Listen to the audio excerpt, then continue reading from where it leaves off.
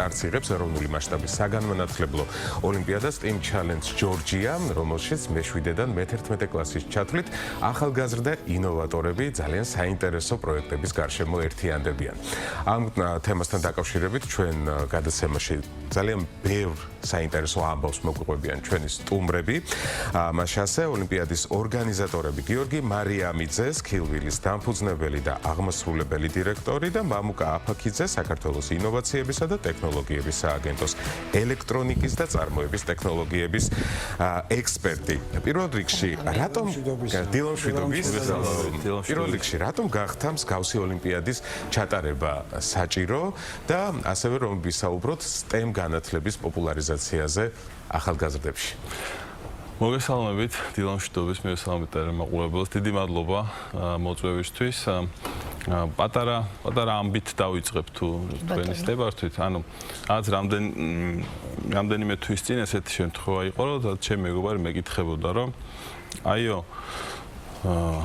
დიდოს შეტევები როცა არის კიბერშეტევები, რაღაც რა არსებობს ამისთვისო ხელსაწყოები რომ გაუმკლავდეთ და Cloudflare მეთქი. საკმაოდ სპეციფიური ამბავია, არც მე არ ვარ კიბერუსაფრთხოების სპეციალისტი და მე ChatGPT-საც ვკითხე იგივე. და იმას იგივე უპასუხა, რაც მე უპასუხე და მე ვამაყობდი, ნახე რა მაგარი ვარ მეთქი, იგივეს ვაკეთებ, იგივეს ვიძახი, ასაც ChatGPT თქო და რეალურად მე დავფიქრდი და ChatGPT უფასოა.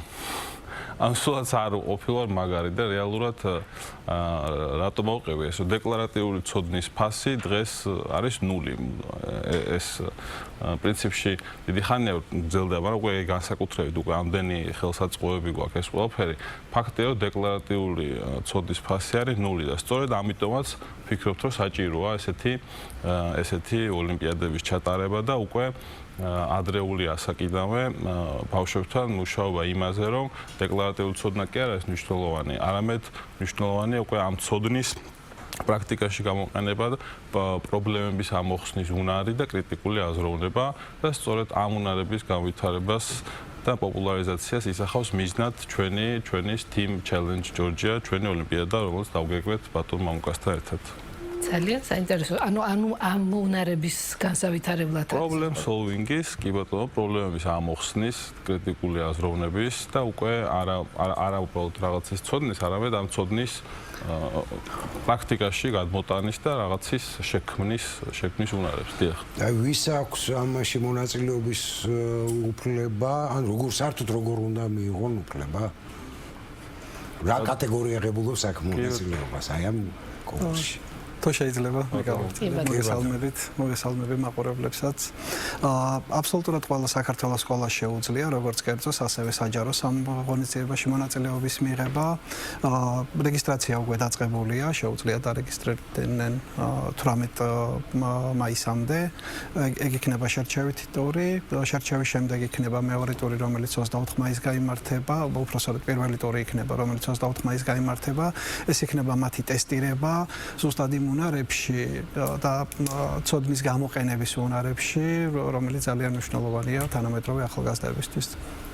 დღეს შემდეგი ეტაპი იქნება 31 მაისის 1 ივნისს გაიმართება, ეს იქნება უკვე მათთვის პრაქტიკული დავალება, პრაქტიკული ინჟინერული ამოცანის გადაწყვეტის დავალება და მათ ექნებათ სხვადასხვა ტექნიკური საშუალებები, ანუ ერთნაირი ტექნიკური საშუალებები ექნებათ, მაგრამ მრავალფეროვანი იმისათვის, რომ თავისი საკუთარი გზით გადაჭრას ყველა გუნდმა და ყველა სკოლამ ეს პრობლემა. დიახ, და ეს მოგცემს იმის საშუალებას, რომ მოსწავლეებს ვაჩვენოთ, როგორი არის იმ ცოდნის გამოყენება, იმ უნარების გამოყენება, რომელსაც სკოლაში ღებულობენ და როგორ უნდა დაუკავშირონ ეს რეალურ პრობლემებს და მომავალ პროფესიას. დიახ, საინტერესოა როგორი არის ინტერესი მოსწავლეების მხრიდან. და ამაში ერთვება სრულიად საქართველოს სკოლები, ხო? ანუ შეზღუდული აქ არავინ არ არის. როგორია დაინტერესება ამ ოლიმპიადის მიმართ? დიახ, პრინციპში დიდი ხანი არ არის რაც გამოაცხადეთ, მაგრამ დარწმუნებული ვარ, რომ დაინტერესება დიდი იქნება. ამაზე შეგვიძლია ასევე შევაფასოთ ზოგადად ტექნოლოგიების, ზოგადად ამ სიახლეების მიმართ ქვეყანაში ინტერესი არის ძალიან მაღალი. ჩვენ სკივილში ყოველთვის პირველივე დღიდან ვიყავით ფოკუსირებული ტექნოლოგიურ უნარებზე და ტექნოლოგიურ განათლებაზე და ანუ 8000-ზე მეტ ადამიანს აქვს უკვე გავლილი მაგალითად ჩვენთან და ანუ შემიძლია ვთქვა, რომ ზოგადად ქვეყანაში საკმაოდ დიდი ინტერესია თანამედროვე ტექნოლოგიების მიმართ და უნდა ხალხს სწავლა ძალიან აინტერესებს და ვფიქრობ ეს დადებითი ამბავია ნამდვილად. უფრო პრაქტიკული ინფორმაციები რომ მივაწოდოთ, აი რომელ საიტზე უნდა შევიდეს, რითი უნდა, აი მაგალითად როგორ უნდა მივხვდე, რომ ჩემი შვილი შეიძლება იყოს დაინტერესებული აი ამ სფეროთი, რა საგნებს უნდა ფლობდეს კარგად და რა ინტერესები უნდა ქონდეს და უფრო კონკრეტულად რომელ საიტზე უნდა შევიდეს მისამართიც რომ ვუთხრათ აყურებელს და როგორ დარეგისტრირდე? პირველ რიგში ტესტირება იქნება ონლაინ, სარეგისტრაციო ფორმა ცხადია, ონლაინ არის. პირველი ეტაპის მომული მითითებულია ჩვენს განცხადებებში, ანუ ყველგან Facebook-ზე, ვებგვერდზე და ასე შემდეგ. ეს STEAM-G უნდა შევიდეთ თუ სად უნდა ნახონ ეს? Skillwheels Facebook გვერდზე შეუძლია შევიდეთ, ასევე Instagram-ის გვერდზე, ასევე ვებსაიტზე, სადაც მოცემულია სარეგისტრაციო ფორმა, რომელზეც კი ბატონო შეუძლიათ დარეგისტრირდნენ საგნებს რაც შეეხება, ანუ ბოდემდე არის რეგისტრაციის ვარ. 18 მაისამდე. დიახ, და საგნებზე საინტერესოა. ხო, ეს საგნების ნაწილში რადგან STEM-ი ეხება საბუნებისმეტყველო მეცნიერებებს, ტექნოლოგიას, ინჟინერიას, arts, ეგრეთ წოდებულ ხელოვნებას, რომელიც ძალიან ფართო ცნებაა ჩვენთვის. ამ სფეროებიდან სჭირდებათ უნარები მოსწავლეებს. ეს არ არის ისევ და ისევ დეკლარატიული ცოდნა, ჩვენ გვჭირდება მოსწავლეებისგან ამ ცოდნის გამოყენების უნარი რეალურად სამყაროში როგორ უნდა გამოიყენონ. და აქ გამოჩნდება ეს აჩვენებს მოსწავლეებს, რამდენად მნიშვნელოვანია მსგავსი ცოდნა და სადღაც გამორამო სფეროში გამოიყენონ. ეს თავიანთი ცოდნა მაგალითად ვიღაცას უყვარს მათემატიკის სწავლა, ვიღაცას უყვარს ფიზიკის სწავლა, მაგრამ უნდა აღმოაჩინონ კავშირი ამ საგნებს შორის, რამდენად მნიშვნელოვანია მათი სწორად გამოყენება ამ ცოდნის. აი თქვენ უკვე ბრძანეთ რა სტილის ამოცანებზე იქნება ფინალში ბავშვების გამოცდა, მაგრამ რამდენად პრაქტიკულია ესენი, როგორ გამოიყენებენ მე მომავალში ბავშვები აი ამ ყველაფერს? ეს დავალებები მიმულია რეალურ ცხოვრებაში, რეალურ პრაქტიკაში არსებულ დავალებებთან, ბევრი სხვადასხვა კომპანიის რეალურ პრობლემასთან, რომელიც უკვე გადაიჭრა სხვადასხვა გზებით და მოსწავლეებს ექნებათ რეალური პრობლემის გადაჭრის საშუალება. საინტერესოა STEM ოლიმპიადა რა გამოცდილებაზე დაყრდნობით შემუშავდა გუნდური მონაწილეობის პრაქტიკა. აქ არ მონაწილეობს და არ იმარჯვებს მაგალითად ინდივიდი, ხო? აქ არის გუნდური შეჯიბრი. აი ის საფუძველზე გადაწყვეტეთ, რომ აქ არ ყოფილი იმიტომ რომ მანამდე რა ოლიმპიადებიც არის ჩვენთან, ხო, ყველაფერი რაღაც ინდივიდუალურ. კი, და სკოლაში სამწუხაროდ შეფასების სისტემა არის ინდივიდუალური, მაგრამ როგორც კი მოსწავლე გადის რეალურ სამყაროში და შრომით ბაზარზე ის ხვდება უკვე ჯგუფში, ის გუნდთან ერთად მუშაობს და ეს უნარები ძალიან მნიშვნელოვანია გუნდური მუშაობის უნარი. შესაბამისად, ჩვენ ვაძლევთ სკოლის მოსწავლეებს ამ გუნდურობის განვითარების საშუალებას, თან ასაკობრივი ჯგუფებიც ისე გვაქვს დაყოფილი, რომ თითო სკოლამ უნდა წარმოადგენოს მე-7-დან მე-11 კლასის ჩათვლით, ყველა საფეხური უნდა წარმოადგენოს, ყველა კლასი უნდა წარმოადგენოს ამ გუნდში, იმიტომ რომ ყველა საფეხურზე ისწავლება სხვადასხვა საგნები, სხვადასხვა მიდგომით.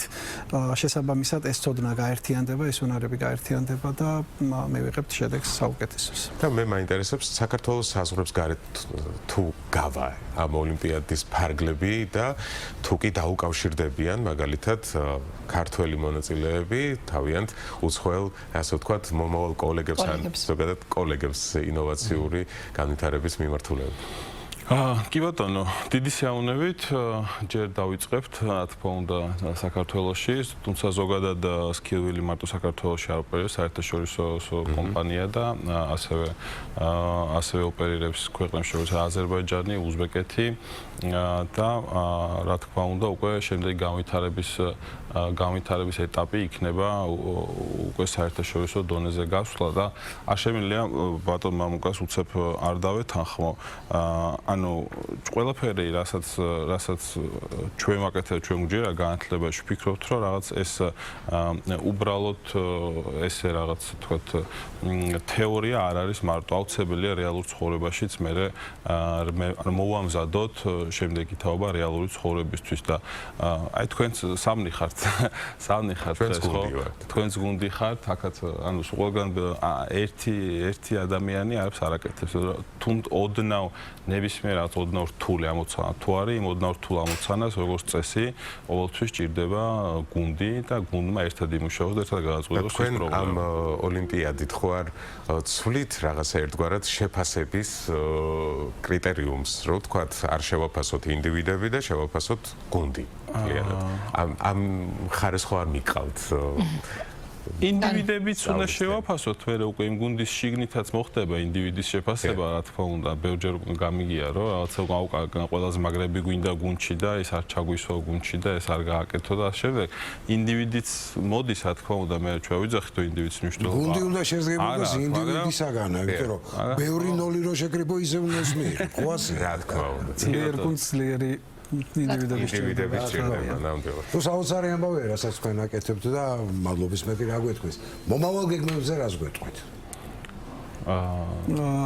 იდეაში, ანუ უნდა განვითარდეს ხადია ეს, არ გაჩერდება წელს, გაგრძელდება მომავალ წელსაც, მოუძებნით ამ მოსწავლეებს, წარმატებულ მოსწავლეებს, შესაბამის ადგილებს, სფეროს, მათ შორის, ვთქვათ, საზღვარგარეთ ღონისძიებებზე გაგზავნა შეგვიძლია ამ მოსწავლეების და ქონია ჩვენ პრაქტიკა ამის სხვადასხვა ღონისძიებებში, აქამდე ჩატარებულში, მაგრამ ესეთი მასშტაბური და ესეთი კონკრეტული მიმართულების რადგან არ ყოფილა, იმედი გვაქვს, რომ მოსწავლეებს უკეთეს გუნდებს ამოვარჩევთ, უფრო ძლიერ მოსწავლეებს ამოვარჩევთ და შევძლებთ მათთვის რეალურ სამყაროს დანახეების საშუალებას.